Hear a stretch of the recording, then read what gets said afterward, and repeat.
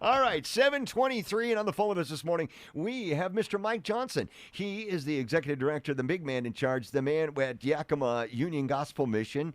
And good morning, Mike. Mike you've sent us an editorial, a guest editorial. Dave's going to put it up this morning, so we'll have it up there at newstalkkit.com before noon today. Good morning, Mike. Good morning. I'm glad to know that Dave will no longer be administering chokeholds in the studio on Lance when he goes too long with the sports or something. Exactly. Good call. Yep. Has to be done, Mike. Has to be done. Hey, how are you, sir? Good to hear your voice.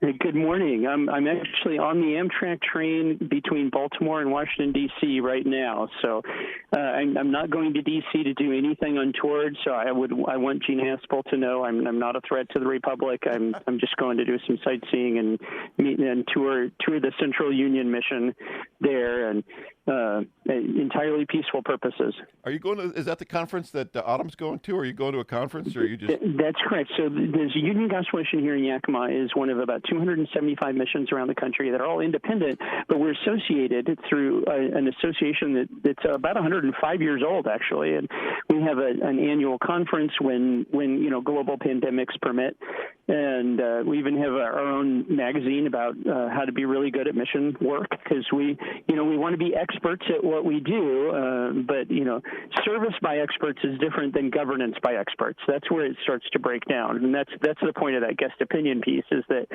I want to be an expert at homelessness, but when you try to have government by experts, right, then only one opinion is allowed, because that's the basis of that expert's governance. It's like they're the ones that know, and so government by expert, it always censors, and it always collectivizes into that one opinion, and then it always coerces people into that one opinion.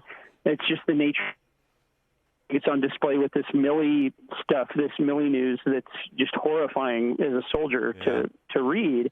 So you've got the potentially criminal behavior of the chairman of the Joint Chiefs, but almost as bad, maybe worse, I'm not sure, is just the sheer idiotic incompetence of it. I mean, the man actually believed that Donald Trump was going to nuke China to try to stay in office. Amazing. The CIA director said we're on the verge of a right-wing coup, and these are the people that couldn't see the collapse of Afghanistan, but they actually thought that we were going to nuke China. Oh. And this is the result of government by expert, because when you shut down all dissent and you shut down all free speech, you end up with mediocre people in charge like these people.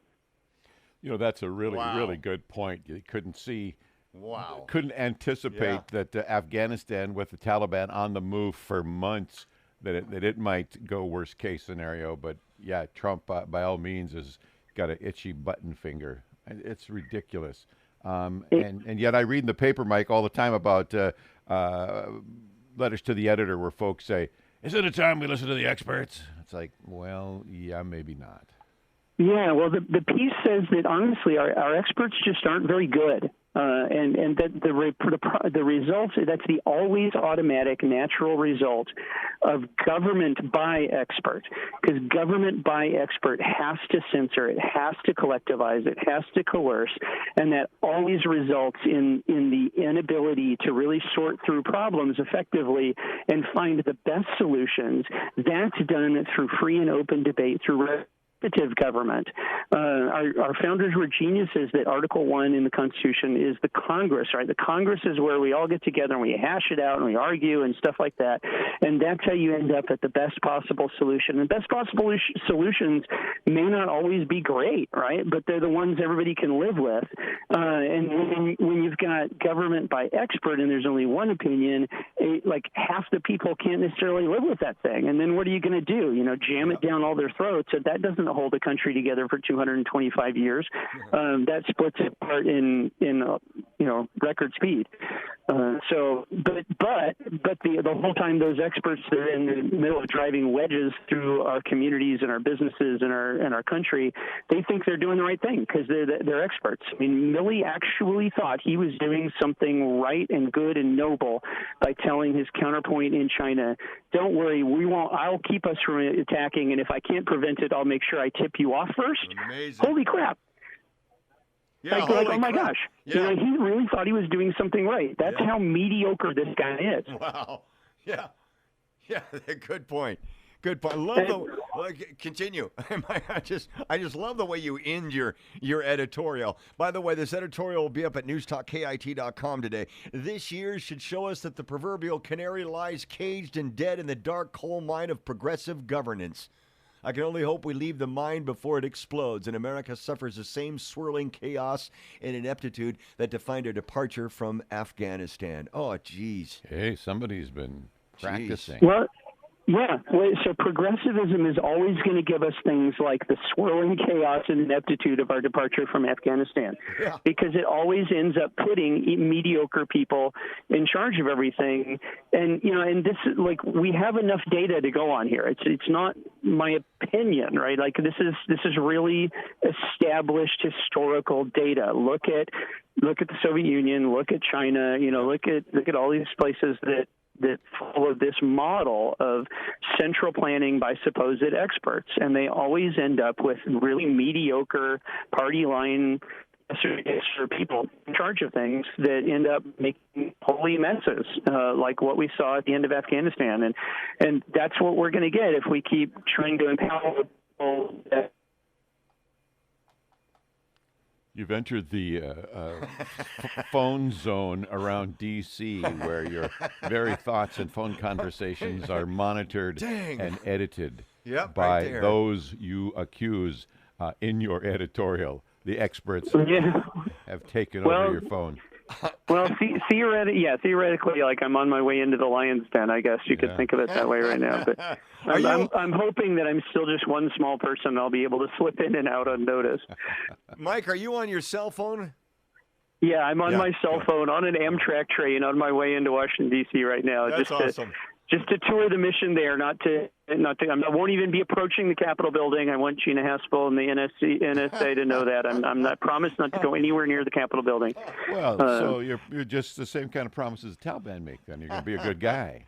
Yeah. I'm just a dude that wants to help people get back on their feet, and I already did the military thing, and I'm all done with that one. So, but if folks want to get involved in trying to make their community a better place, we could really use their help at the mission right now. We've been inundated with donations at Summit Thrift at 5606 Summit View, and the back of the store is literally just full. I mean, full of donated stuff, which is awesome. But it means that our staff there are just all day carrying in donations. It and get it on the floor to sell it.